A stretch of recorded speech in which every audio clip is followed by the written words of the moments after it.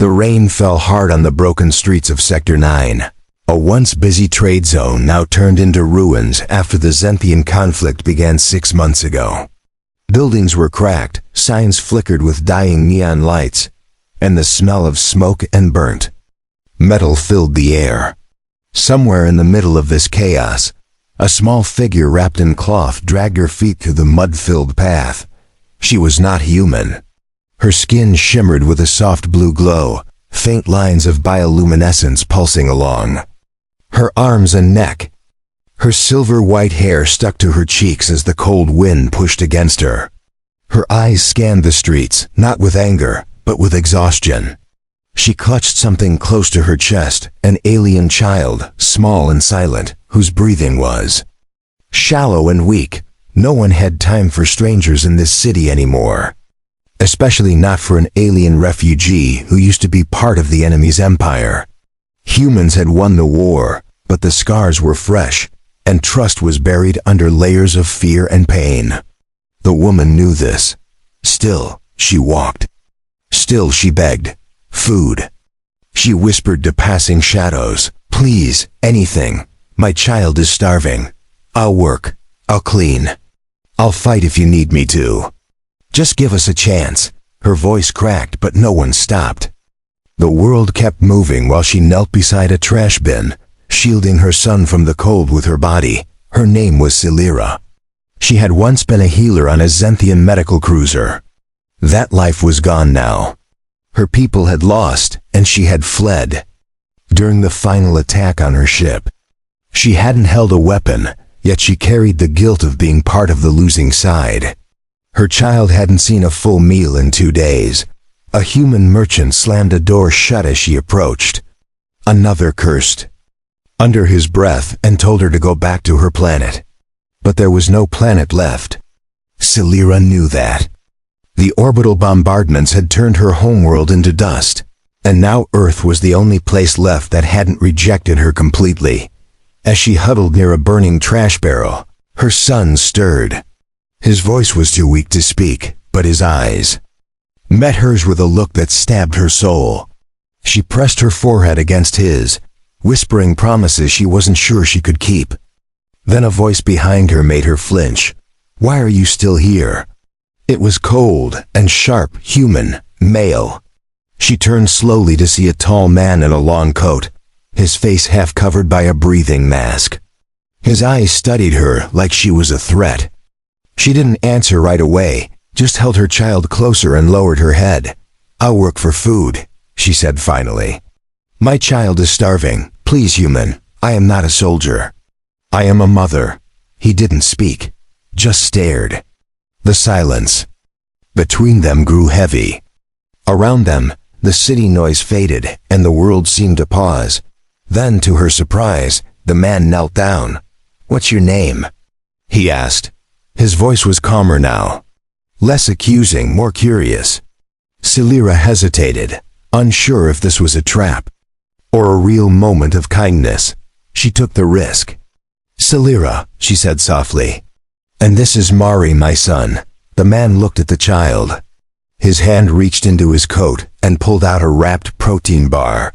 He handed it over slowly, like feeding a wild animal. She took it with trembling fingers and carefully broke it in half, giving the larger part to Mari. The child chewed like he hadn't eaten in weeks, and maybe he hadn't. Tears welled in her eyes, but she blinked them away. "I'm not supposed to help your kind," the man said. "You were part of the enemy. People won't like this." Celira nodded. She knew the risks. But right now, her only focus was survival. "Then don't tell them," she whispered. "Let me clean your place. Fix your machines, anything. I just want to live." For him, the man stood slowly, looked around, then nodded. "Come with me, but you stay quiet. You're not safe here, and I'm not a hero. Just someone who's tired of watching people starve when I have food to spare." For the first time in weeks, Celira allowed herself a tiny sliver of hope. She followed him into the alley, holding her child tightly, her heart beating fast. The room smelled like old machines and iron tools. It was dimly lit, with exposed wires hanging from the ceiling and tools scattered on steel shelves. Celira looked around carefully as she stepped inside, holding Mari close to her chest. The human man closed the door behind them and locked it with a metal latch. "You'll stay down here," he said plainly. "People upstairs wouldn't like seeing your face." He walked past her and pulled a blanket from a pile. He handed it to her without eye contact, then moved toward a wall filled with worn-out gadgets. Celira accepted the blanket and gently laid it over her sleeping son. The child's breathing was slower now. Warmth was returning to his skin, and the food earlier had given him strength. Celira adjusted the corner of the blanket and kissed his forehead. Her heart beat heavily in her chest, not from fear anymore, but from something like fragile relief. She finally looked at the man who had brought them in. "I didn't catch your name," she said softly. He didn't answer right away. Instead, he grabbed a datapad and checked some readings. Then he said without looking up, "Call me Jaren. That's all you need to know." His tone wasn't angry, just tired. Celira nodded once and stayed quiet. The silence between them lasted several minutes. Celira watched him work, unsure if she should speak again. Then Jaren broke the quiet himself. "You said you used to fix things," he said. "What kind of things?" She looked at the tools on the shelves, then pointed at a small hover motor near his elbow. "Motors, medical tools, power modules. I worked in a cruiser's repair wing for years." Her voice was calm now. Talking about machines was safer than talking about war. Jaren raised an eyebrow and placed the motor in front of her. "Fix that," he said simply. "Let's see if you're useful." Celira stepped forward, unwrapped the unit, and began working. She focused completely. Her fingers moved fast and steady. Despite the grime and old tools, she felt something familiar, a sense of control. Within minutes, she had cleaned the corrosion, reconnected 2 loose terminals, and aligned the balance core. She stepped back and nodded toward him. He tested it. The motor hummed to life, smoother than before. Jaren gave a small grunt of approval. "Not bad," he muttered. "You'll help me with repairs. That'll cover your food. You keep your head down, do what I say, and maybe nobody throws a grenade through my door." Celira bowed her head. "Understood," she replied. Over the next few days, Celira repaired almost everything in Jaren's workshop. She worked with quiet hands and sharper focus than he had expected. Jaren noticed how quickly she learned the new Earth tech. She barely spoke unless asked, and when she did, it was always respectful. Mari stayed on the old mattress, still weak but improving. Celira shared every bit of food with him. She barely ate, always saving more for her son. Jaren started leaving extra food without saying anything. She noticed but didn't comment. Trust was still far away, but respect had begun to grow, on the grow. 5th day, trouble arrived. A sharp knock hit the metal door upstairs. Jaren's head snapped up, and his hand went to the plasma cutter under his bench. Celira froze and pulled her son close. The knock came again, louder this time. Jaren walked up the steps slowly and pressed a button to activate the small screen near the door. A man's face appeared. Human, mid-30s, with a badge on his chest. A district enforcer. "We're checking this block for illegal aliens," the voice crackled. "Open up." Jaren stared at the screen, then glanced down the stairs. Celira met his eyes. Her breath caught in her throat. Mari whimpered softly in her arms. Jaren pressed the intercom. "Just me here," he said calmly. "No one else. You want to check? Come back with a warrant." The enforcer paused, then scoffed. "Suit yourself. We'll be back." The screen went dark. Jaren exhaled slowly and turned the lock again. He didn't speak for a long while. Later that night, Jaren walked over to her. "They'll come again," he said. "They'll bring more.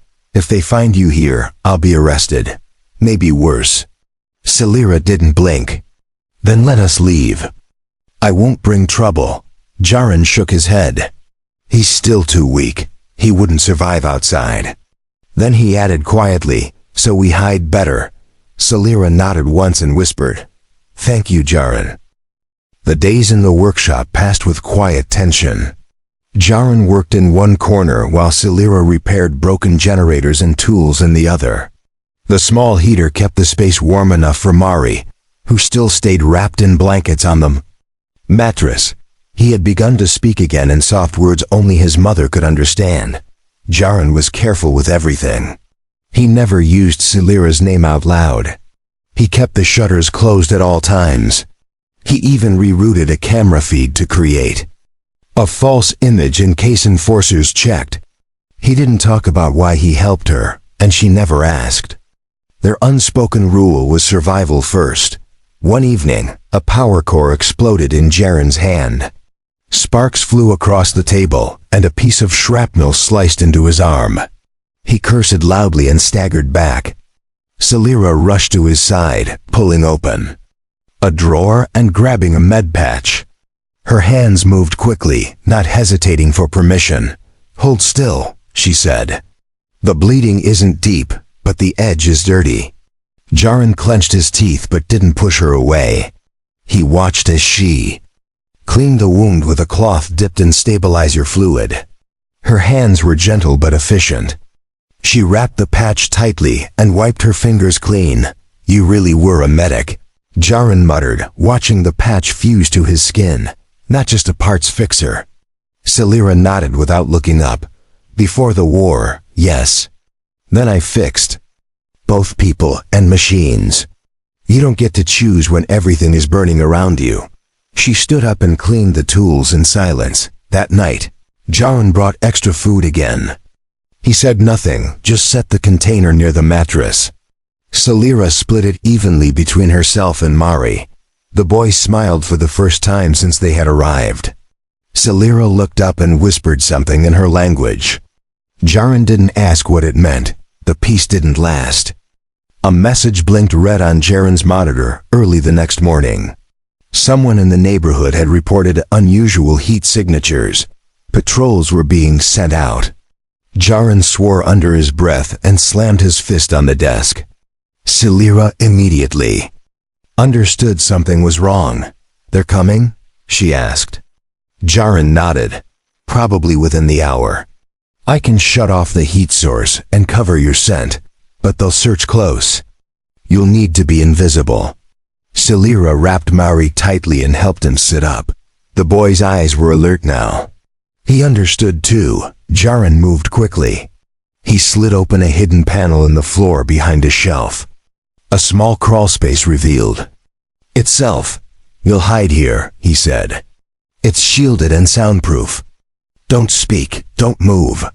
Salira lowered her son in first, then climbed in beside him.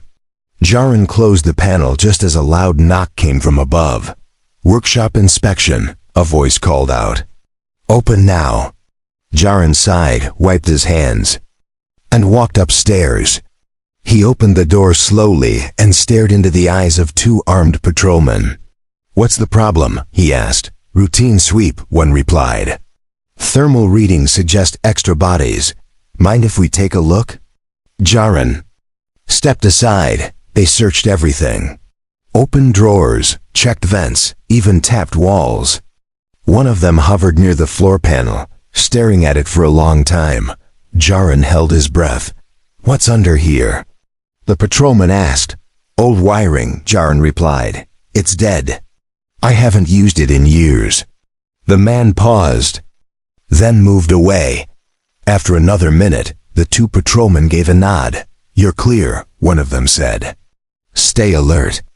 We've had reports of alien sympathizers nearby. Jaren forced a laugh. Not in this dump. I barely sympathize with myself. The patrolman didn't laugh. They left without another word. Once the footsteps faded, Jaren dropped to his knees and opened the panel. Salira and Mari emerged, both holding their breath. Salira touched Jaren's hand without thinking. Thank you, she said quietly. You didn't have to lie for us. Jaren pulled his hand back and stood up. I didn't do it for you, he said. Celira looked confused. Then why? She asked. Jaren didn't answer right away. He looked at Mari, who was holding a small toy Jaren had tossed away days ago. The boy smiled and hugged it close. Jaren finally replied, because he's just a kid. Doesn't matter what planet he's from. A kid shouldn't starve on my watch. Asterisk. The storm came suddenly that night, rattling the walls of the workshop and leaking through the cracked roof. Cold air swept through the dark corners while water pooled near the floor vents. Jaren paced, with a flashlight, sealing what he could with scrap and tape. Celira gathered Mari and wrapped him tighter in dry blankets. Is it always like this? She asked, watching wind slam a metal sheet outside the window. Jaren shook his head. Used to be quieter before the war. Now the weather hits harder, and no one repairs the infrastructure. We're lucky the roof hasn't caved in yet. He tossed her an extra tarp and nodded at the corner. Celira built a dry space for her son and used pieces of old cloth to create a shield against the wind. Mari coughed but didn't cry. His strength was improving, and his body no longer shook from hunger. She touched his cheek and smiled softly before turning back to Jaren. Thank you again, she said, for giving us shelter, for food, for not turning us in. Jaren rubbed his forehead and looked away. Don't thank me, you're not safe yet. The patrols are tightening. They'll return soon, and next time, I don't think words will stop them. He threw another log into the small heater. Celira returned to the table and resumed working on a power core unit. Her hands moved steadily despite the storm outside. Jaren watched her with a strange expression, like he was studying something unfamiliar. Why do you still help people? He asked. Even after what the war took from you. She didn't stop working. I was trained to heal, she said simply. The war taught me how to survive. But healing still feels right. Even when no one thanks you. Even when it feels like it doesn't matter. It still matters to someone. She tightened a coil and adjusted the pulse line. Jaren leaned back against the wall. He thought of the men he had served with. The ones who had died because alien ships targeted their shelter. He thought of the cities destroyed, the bodies pulled from rubble, the angry speeches broadcast across the networks. But none of that felt present here in this dim, leaky workshop. He looked at Celira and saw someone trying to survive like he was, not as an alien, not as the enemy, just as a person who had lost too much. He sighed and pointed to a broken drone on the shelf. If you can fix that, I'll pay you more. I can sell it to the recyclers if it flies again. She gave a quick nod and stood. As she examined the drone, Mari quietly sat up and watched her work. His small fingers traced shapes in the air, mimicking her hand movements. Jaren noticed and smiled slightly. He learns fast, he said. Takes after you? Celira smiled without turning. I hope he becomes better than me. Kinder. Smarter. Stronger. She handed him a tool and guided his grip. Outside, the wind screamed louder, tearing loose one of the metal panels. Jaren rushed out to secure it. Rain hit his face like needles as he climbed onto a crate and hammered the sheet back into place. A flash of lightning lit up the street, revealing movement near the alleyway. Jaren froze and narrowed his eyes. 3 figures stood under a broken awning, partially hidden in the shadows. They weren't patrolmen. Their clothes were ragged, their eyes sharp, scavengers. They saw Jaren and started toward the building. He jumped down and ran back inside, bolting the door behind him. Get back, he ordered. We have trouble. Celira pulled Mari close. What kind? She asked quickly. Jaren grabbed a metal pipe from under his bench. The kind that steals, burns, and kills. They're not soldiers. They're worse. Desperate men who want whatever they can take. He shut off the lights and pointed toward the crawl space. Hide, now, I'll deal with them. Celira hesitated but obeyed. She hid Mari under the floor and whispered to keep him quiet. Then she returned to Jaren's side. "I can fight," she said. "I've seen worse than this." Jaren glanced at her, surprised. "You're not a soldier." She stared back calmly. "No, but I am a mother. And no one will touch my child again." The first blow shook the metal door, sending dust falling from the ceiling. Jaren raised his weapon, knuckles white around the pipe. Celira stood beside him, holding a long screwdriver in one hand. Her body was tense but steady. She had no armor, no training in human combat styles, but she had purpose. "They'll try to rush us," Jaren said. "We hold them back at the entrance. If they get inside, they'll find the boy." Celira gave a single nod. The second blow came harder. A crack opened near the doorframe. From outside, muffled voices laughed and cursed. Metal scraped as one of them prepared to force the lock. Jaren stepped forward, pipe raised. "As soon as it opens, hit fast. Don't let them surround us." Celira adjusted her grip on the tool. "We keep them away from Mari. That's all that matters." The door burst inward with a loud crash. A masked man charged through with a jagged blade raised high. Jaren swung hard, striking the attacker's shoulder. The man fell, screaming. Another rushed in behind him, swinging a club. Celira ducked low and stabbed upward, driving her screwdriver into the man's thigh. He shouted and dropped his weapon, falling backward onto the floor. Two more figures appeared in the doorway. The third one raised a small blaster and fired. The bolt struck a metal pipe behind Jaren, sending sparks into the air. He grabbed the fallen club and hurled it at the shooter. It struck the man's wrist, causing the weapon to clatter to the ground. Celira kicked the blaster across the floor. Toward the far wall, the fourth attacker hesitated, seeing two of his group already on the ground. "Not worth it," he snarled. "Let's go." He grabbed the wounded and dragged them toward the alley. Jaren ran to the door and slammed it shut, bolting it with everything he had. His heart pounded in his chest like a drum. Celira exhaled slowly, wiping blood from her knuckles. "Is he okay?" she asked. Jaren nodded toward the crawl space. "Check him. I'll secure the windows." Celira ran to the hidden panel and opened it. Mari looked up at her with wide eyes but no tears. He reached for her, and she pulled him into her arms. "You were brave," she whispered to him. "You stayed quiet." "Just like I asked."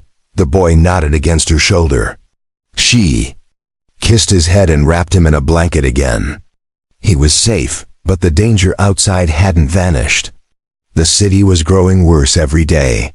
The walls were thin and the patrols uncaring. Jaren returned, dragging a heavy crate to block the door. "We won't last long like this," he said. "If those thugs come back with more, we're finished." Celira stood slowly. "Then we don't wait for them to return. We leave before nightfall, find somewhere safer." Jaren raised an eyebrow. "You have a plan?" he asked. Celira looked at the broken drone on the bench. "That drone you gave me. I didn't just repair its power unit. I upgraded its tracker. I found old coordinates stored in the memory. A shelter bunker outside the city, hidden during the war." Jaren walked over and picked up the drone. "You're telling me there's a military shelter still functional?" Celira nodded. "If even part of it still stands, it'll be better than this. Underground, reinforced, maybe even food left behind. We can reach it before night if we move fast." Jaren thought for a moment, then glanced at the sealed door. "We'll need supplies, a vehicle if possible, weapons too." He opened a locked cabinet and tossed her a small stun baton. "Not much, but it's something." Celira clipped it to her belt and helped Mari get dressed. The boy looked tired, but ready. He didn't complain. He only watched and followed. Jaren packed what tools and food they had into a small bag. Celira wrapped Mari in her cloak and carried him on her back. Rain had returned outside, but the wind was calmer now. They stepped into the alley, heads low, hearts steady. There was no turning back anymore. Whatever lay ahead was unknown, but it was theirs to choose. And for the first time since the war began, they weren't running from something. They were walking toward something new. The road out of the city was cracked and flooded, covered in debris from fallen towers and abandoned transport units. Jarin drove a small hovercart he had stolen years ago and kept hidden under scrap. It creaked and sputtered, but moved steadily across the ruined pavement. Celira sat beside him, holding Mari close to her chest. The boy was quiet, his eyes watching the sky as clouds shifted above them. He no longer looked weak, though his body was still thin. He seemed older than his age now, shaped by war and silence. Celira ran her fingers through his hair, whispering gentle words only he could hear. Jarin didn't interrupt their moment. They passed broken checkpoints and dead security drones rusting on the roadside. The world around them was gray and empty. Nature had started creeping back between the cracks, small green vines crawling up the sides of shattered walls. The rain slowed to a light mist, and birds flew overhead for the first time in weeks. Not much further, Celira said. According to the drone's tracker, we're close. The bunker should be near that ridge. She pointed toward a rocky hill covered in wild growth. Jarin adjusted the controls and slowed the vehicle. Let's stop here, he said. We'll go on foot the rest of the way. He grabbed the bag of supplies. They moved carefully through the thick brush, watching for sensors or hidden traps. The shelter was old, built during the early stages of the war when Earth feared orbital attacks. It had likely been forgotten once the enemy fleets were destroyed. Celira scanned the drone's signal, adjusting direction with each step. After 20 minutes of climbing, they found it. A steel hatch buried beneath roots and moss.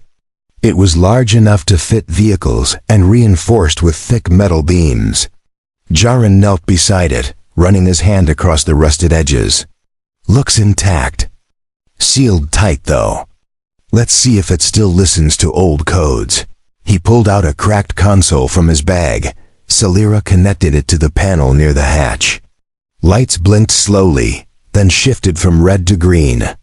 A deep rumble echoed through the ground as the entrance began to slide open. Cold air escaped from the depths below. Jarin raised his weapon out of habit, scanning the shadows inside. Celira lifted Mari into her arms and stepped in first. The air smelled of metal and dust. Inside were empty crates, dead lights, and rows of sleeping pods long since deactivated. Emergency lights flickered on as their footsteps echoed. The bunker stretched deep underground, with tunnels branching in multiple directions. They moved slowly, checking each corner before advancing. This place is huge, Jarin muttered. Looks like it was made to hold 100 people or more. Celira found an old map on the wall, faded but still readable. Medical bay that way, power core below. Storage rooms near the back. If even half of it still works, we'll survive. Here longer than we could outside. They headed toward the storage rooms. Many of the shelves were empty. Dust-covered ration crates that had already been opened long ago. But in the last room, Celira found a sealed container untouched by time. She pried it open and found nutrient bars, water packs, and sealed emergency blankets. Her hands trembled as she held up the supplies. This will keep us going, she said. Long enough to rest, to think, maybe longer. Jarin sat against the wall, breathing slowly. We'll fortify the entrance. Trap the halls if needed. This place is defendable. Better than anything back in the city. Mari sat beside him, quietly chewing a food bar with both hands. That night, they set up sleeping mats near a corner of the bunker, where no leaks or wind could reach. The lights hummed softly above them. Jarin kept watch while Celira slept with Mari resting in her arms. For the first time, they were not surrounded by broken walls and threats. Only silence and space. Jaron sat alone by the map, drawing lines across the tunnels. His mind was racing, but his hands were steady. Something inside him had changed. He wasn't just helping anymore. He was building something new, maybe a home, maybe more. He looked over at the boy sleeping peacefully and nodded to himself. This shelter wasn't just safety, it was a beginning. And he was no longer just a man hiding from the world. He was someone's protector now. The days inside the bunker moved differently. Time slowed under the weight of silence and safety. Jaron repaired the solar backup system on the roof, connecting it to the remaining power cores. Celira cleared out the medical bay, wiping every surface clean with sterile cloths she found sealed in drawers. Mari began to walk the halls with more strength. His legs no longer wobbled and his eyes shone brighter. He asked questions now, curious about switches and panels. Celira answered, each one patiently, even as she worked. Jaron watched the boy closely and quietly added markings to the walls for easier navigation. They cooked over a heated coil, mixing ration powders with water and salt. The meals were bland but filled their stomachs. Celira took only half portions. To save more for Mari, Jaron started doing the same without mentioning it. Their quiet sacrifices were understood between them without words. During the second week, Celira found an old transmitter buried in the wall. The casing was dented, but the inner circuits were dry. If I can repair this, she told Jaron, we might be able to hear if anyone else is alive, other survivors, other shelters. Jaron nodded but didn't look excited. We have peace. Here, he said. Opening that might invite attention we don't want. Celira tightened a wire and didn't argue. She understood his fear, but she had also seen how loneliness could eat through even the safest walls. The silence of survival was different from the warmth of living. Jaron patrolled the outer tunnels each night with a flashlight and steel pipe. He moved quietly, listening to every echo. The bunker was strong, but he never stopped watching. He remembered the night the scavengers came. He knew safety was only ever temporary. One afternoon, Mari ran to Celira with excitement. He had drawn a picture on a sheet of old tablet paper. It showed a small family holding hands under the Earth's twin moons. One of the figures looked like Jaron. He handed it to him without fear.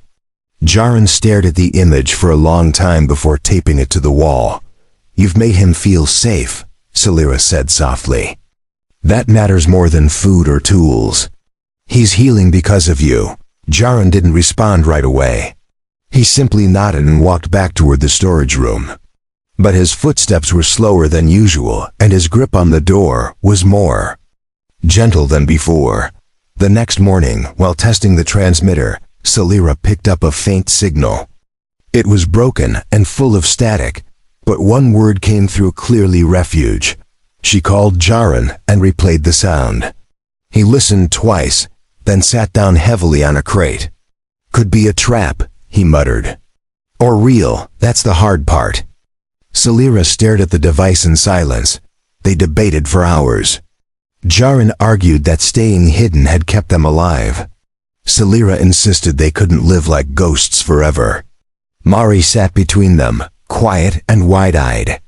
At last Jaron stood up and walked to the map on the wall.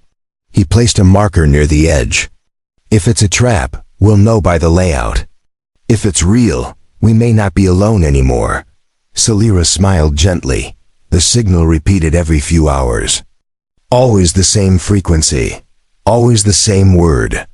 Jaron began preparing just in case. He cleaned weapons, sharpened tools, and made a hidden bag of essentials. Celira stored extra food and created coded messages in case they had to leave quickly.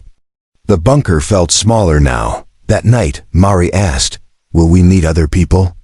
Celira looked at Jaron before answering. Maybe, she said. Good ones, like Jaron. The boy nodded and closed his eyes, curled in his blankets. Jaron stared at the wall where the boy's drawing hung, lit faintly by a soft emergency lamp. In the quiet that followed, Celira whispered, You saved us. I hope you know that." Jaren didn't move, but his voice came low. "I just didn't look away. That's not the same as saving someone." She shook her head and smiled. "No, Jaren, that's exactly what saving someone means." The signal grew clearer with each passing hour. Words began to form between the static, and soon a location was given. A settlement 30 kilometers north, tucked beneath the ruins of an old mining colony. Jaren listened closely, then rewound and played it again. His eyes didn't leave the screen the entire time. Salira stood near the table, arms crossed, waiting for his answer. Mari sat behind her, playing quietly with scraps of wire and paper. The boy had stopped asking questions and started listening. He could feel that something important was happening. Jaren finally stood up and pointed at the map on the wall. "It's not far, but the route cuts through open ground," he said. "If they're hostile, we won't have cover. If they're real, they might not wait long." Salira stepped closer and touched the map.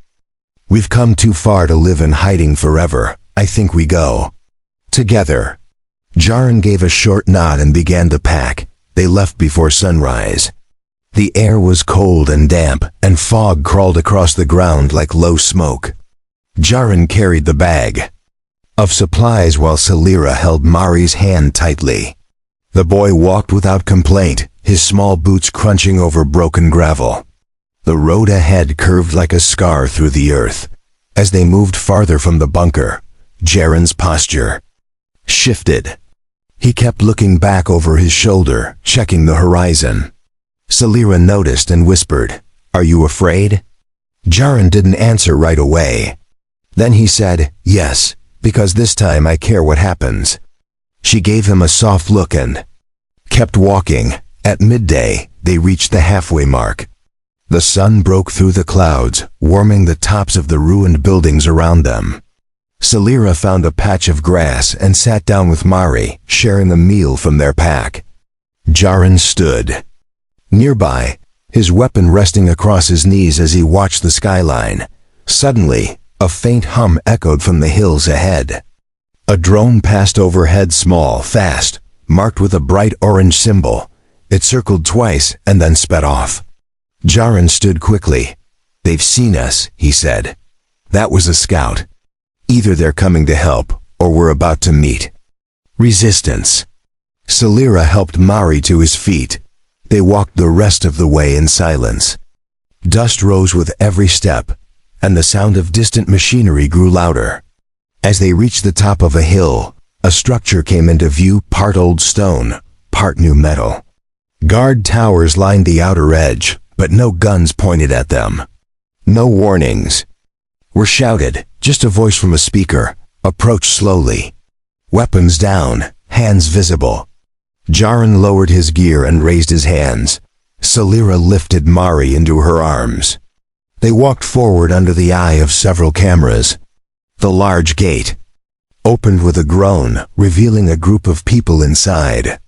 Not soldiers, not enforcers, just survivors. Some human, some alien. An older woman stepped forward. Her skin was pale, her eyes lined with years of worry. "You heard our call," she said. Jaren nodded once. "We weren't sure it was real." The woman gave a tired smile. "Most don't believe anymore, but we don't turn away the hopeful." She looked at Mari and knelt before him. "What's your name, little one?" she asked gently. Mari looked at his mother first, then answered, "Mari." The woman smiled and stood. "You're safe now, Mari." Salira closed her eyes and finally let out the breath she had been holding for days. Jaren looked around and saw children playing in the distance. They were building something: new walls, solar panels, crop beds in raised troughs. There was purpose here, not just survival but growth. He stepped forward and asked, "You need help?" The woman nodded. "Always. Food needs planting. Machines need fixing. And there's always room for those who care." Jaren smiled. Later that night, they were given a room inside the settlement walls.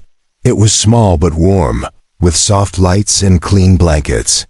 Salira tucked Mary into bed and sat beside him until his eyes closed. Jaron stood near the window, staring at the stars above.